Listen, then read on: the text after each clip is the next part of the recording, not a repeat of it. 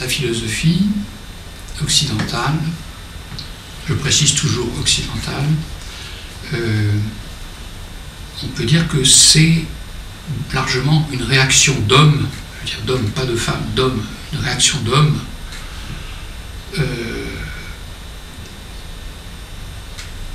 qui n'accepte pas d'être né d'une femme. Alors là, quand on relit Platon en ayant ça en tête, on voit très clairement que il faut écarter l'idée qu'on est né d'une femme et qu'on est le fils de ses parents ou la fille de ses parents. Donc il est le premier dans la pensée occidentale à avoir mis en scène un scénario du style oui, il y a le corps, mais il y a aussi l'âme, et l'âme c'est nous, l'âme c'est ma personne, l'âme c'est moi qui pense. Et cette âme, elle vient du ciel.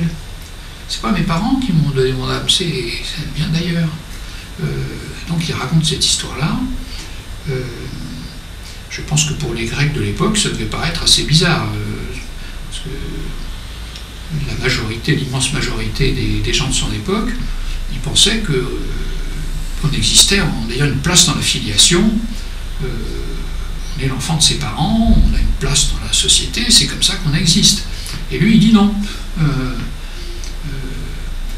Et étant donné le contexte, on voit bien dans le banquet le contexte de misogyne, en fait, qui apparaît à travers la forme d'homosexualité qui est pratiquée dans l'élite intellectuelle d'Athènes. Il y a une forte dimension misogyne. On se reproduit avec des femmes, oui, bon, mais les échanges intellectuels, c'est entre hommes. Bon. Donc cette dimension masculine de la philosophie, elle m'a frappé de plus en plus. Et elle est encore... Il y a une sorte de rebond qui a à nouveau donné une impulsion supplémentaire à cette orientation. C'est en gros la Révolution française, puisque dans l'Ancien Régime, les gens se représentent la société comme une sorte de lien intergénérationnel. Il y a Dieu, le roi, le père, la femme, les enfants.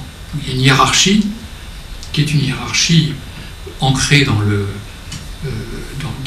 la source de l'autorité, qui est Dieu, les représentants de Dieu sur terre, qui appuie le roi, etc. Enfin bon, il y a une descente, une cascade en quelque sorte de la source d'autorité qui est liée en même temps à l'idée que la structure de la société, elle est intergénérationnelle. Et avec la Révolution française, on va passer à un autre imaginaire, qui est l'imaginaire d'hommes qui sont contemporains. Donc c'est le récit on imagine des hommes à l'état de nature, et puis qui s'organisent entre eux par un contrat social. Alors c'était une histoire qui a commencé à s'implanter dans l'intelligentsia européenne dès le 14e, 15e siècle, et puis qui peu à peu a gagné au point que les gens qui ont fait la Révolution française, les intellectuels qui ont fait la Révolution française, qui étaient souvent des juristes, pour eux c'était très présent cette idée-là. Il y a eu toutes sortes de juristes et de philosophes qui avaient donné leur propre version de l'histoire du passage de l'état de nature au contrat social. Donc c'est l'idée d'individus contemporains. Donc l'intergénérationnel disparaît du tableau, ils s'associent entre eux, ils s'organisent et au fond, c'est la source de la souveraineté. La souveraineté ne vient plus d'en haut, elle vient d'en bas, etc. Bon, les femmes là-dedans sont ainsi un peu en marge, malgré l'effort de l'âme de gauche à la Révolution française pour dire mais attendez, nous les femmes on existe. Bon, en fait c'est une fraternité d'hommes, hein. Le tableau de David, les Horaces et les Curias, voilà les hommes, un côté très romain. Et l'imaginaire démocratique, c'est l'imaginaire d'une société où l'intergénérationnel ne concerne la vie privée, mais pas la structure de l'ensemble de la société. De sorte qu'on a de plus en plus un clivage entre le cercle privé, où il y a les affects, les